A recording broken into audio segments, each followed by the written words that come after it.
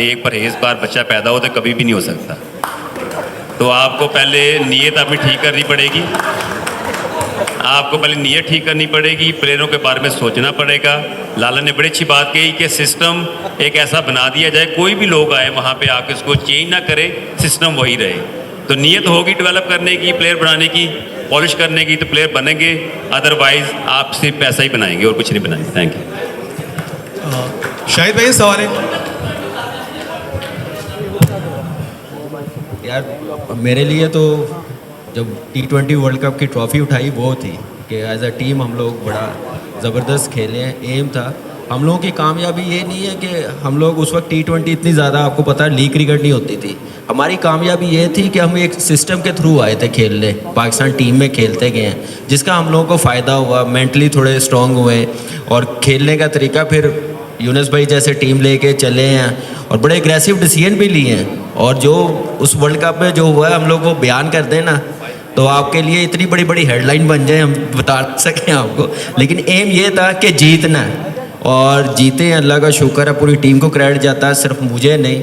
और मेरी जो अच्छी मोमेंट वो मैं यही बोलूँगा, ट्रॉफ़ी उठाई है। जो पहले सवाल किए हैं बाबर के कप्तानी के रिलेटेड, आप देखें कि जितना सपोर्ट आप लोगों की तरफ से, इस पाकिस्तान की आवाम की तरफ से बाबर को, इस टीम को मिला 3 साल, मेरे ख्याल से इतना सपोर्ट यूनुस भाई को, शाहिद भाई को, मिसबा को मिला होता ना, तो शायद ये भी कोई वर्ल्ड कप, कोई बड़ा इवेंट जीत जाते हैं। तो मेरे ख्याल से जो इंटेंट, जो दलेरी थी, वो उस हिसाब से पाकिस्तान टीम खेली नहीं, जिसकी वजह से हमें वर्ल्ड कप में नुकसान हुआ। तो उसका नतीजा ये है कि आप T20 की सिलेक्शन आप ख़त्म करें, एक प्रोसेस जो डोमेस्टिक है, जैसे हम लोग ये पूरे बैठे हुए हैं यहाँ पे, उस हिसाब से करेंगे तो डेफिनेटली हमें ऐसे बड़े इवेंट में मार नहीं खानी पड़ेगी और अच्छी क्रिकेट खेल के आएंगे। और कप्तानी के 4 साल मिले हैं, मेरे ख्याल से बाबर के लिए एज ए ब्रदर मैं बात कर रहा हूँ, मेरा आपको पता है रिलेशन क्या उसके साथ। मैं यही बोलूँगा, अगर आप चाहते हैं पाकिस्तान वर्ल्ड क्रिकेट चाहता है कि वो 24-25 हज़ार रन करे, अपने पे प्रेशर रिलीज़ करे, कैप्टनसी एक साइड पर करे, एज ए प्लेयर खेलेगा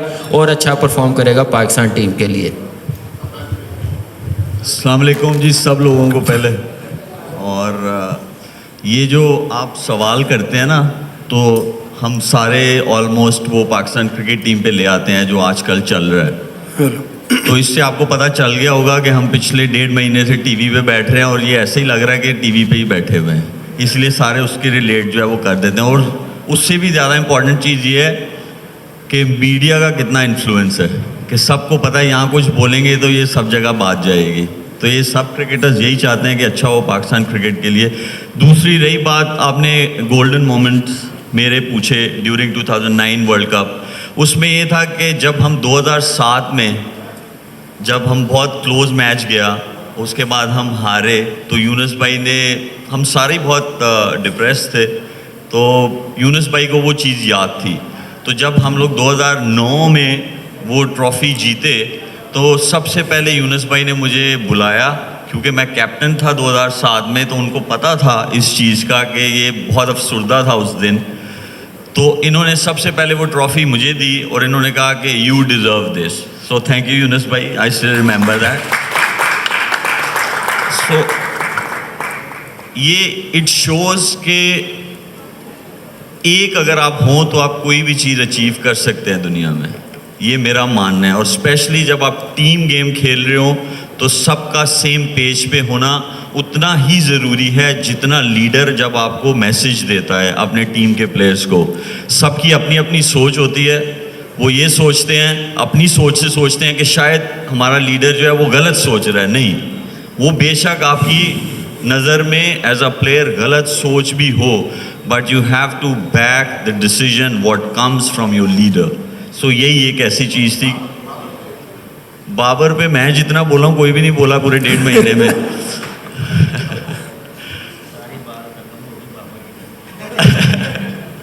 जी माजिद भाई क्या पूछना चाह रहे हैं आप बाबर पे? किसको? बाबर को? बाबर भी तो कहता है ना कि मेरा नंबर है सबके पास, मुझे करो, तो वो मुझे पूछेगा, कॉल करेगा, मैसेज करेगा, मैं उसे मशवरा दूंगा।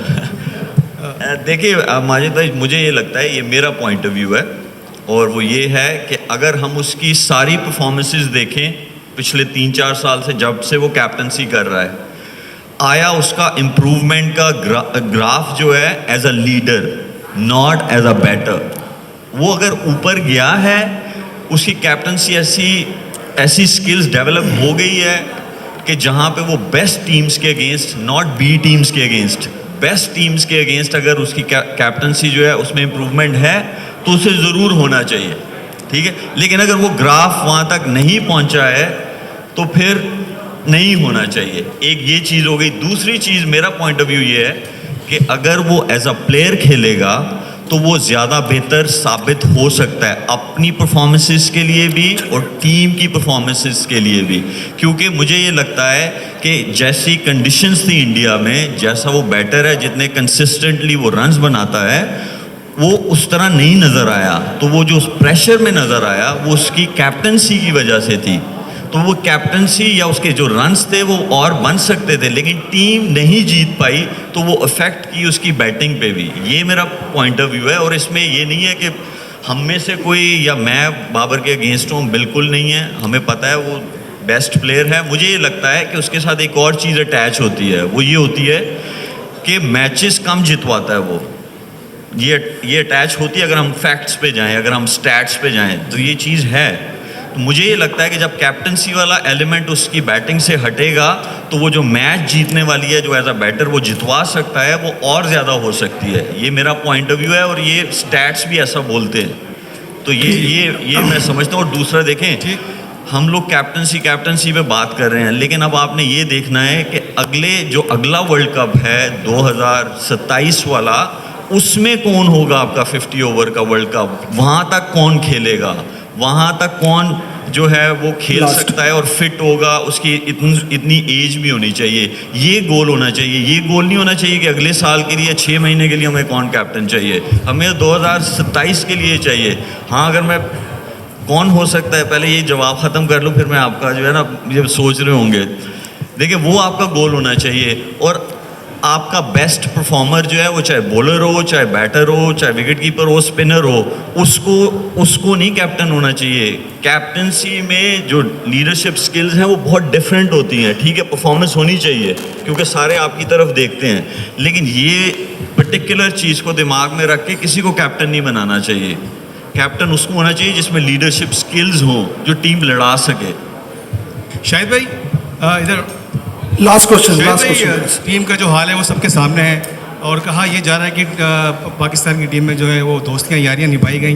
आरिस रऊफ जो सबसे ज़्यादा वो रन्स दिए उन्होंने बॉलर, उनको मुसलसल चांस दिया गया। शादाब खान को चांस दिया गया और बहुत सारे ऐसे प्लेयर्स हैं, मतलब जो दोस्त मतलब एक गैंग बना हुआ है, उन्हीं को चांस दिया गया। तो आप समझते हैं कि वाकई जो टीम का हाल है, ये दोस्तियाँ यारियाँ निभाई गई, जिसकी वजह से ये आज हमें ये देखना पड़ा है। देखिए, मुझे जो चीज़ समझ आती है ना, वो ये आती है कि क्योंकि हमारे बॉलर्स ने बहुत ज़्यादा रन दिए, बैट्समैनों भी रन नहीं किए। मैं एक चीज़ पे बिलीव है, थोड़ा सा हमें कुर्बानी देनी पड़ेगी। और कुर्बानी क्या देनी है कि आपका कोई भी लड़का जब डोमेस्टिक सीज़न चल रहा हो पाकिस्तान के अंदर, वो कहीं लीग खेलने के लिए नहीं जाएगा। डोमेस्टिक क्रिकेट की जब तक हम अहमियत नहीं देंगे, खेलेंगे नहीं, आपका कोई इम्प्रूवमेंट हो ही नहीं सकती।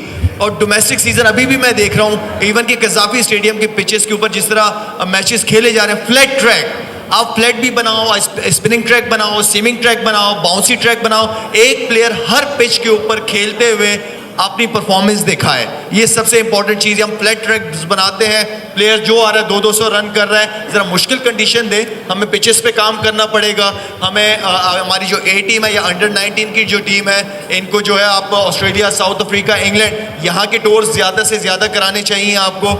हम जब भी कोई टूर होता है, देख रहा हो तो यहाँ बांग्लादेश होते हैं हम, या दुबई में होते हैं, या जिम्बाब्वे में होते हैं, यहीं की क्रिकेट रह गई है हमारी। थोड़ा सा हमें जितने भी क्रिकेटर्स हैं उनको डोमेस्टिक सीजन खेलना पड़ेगा। Thank you so much.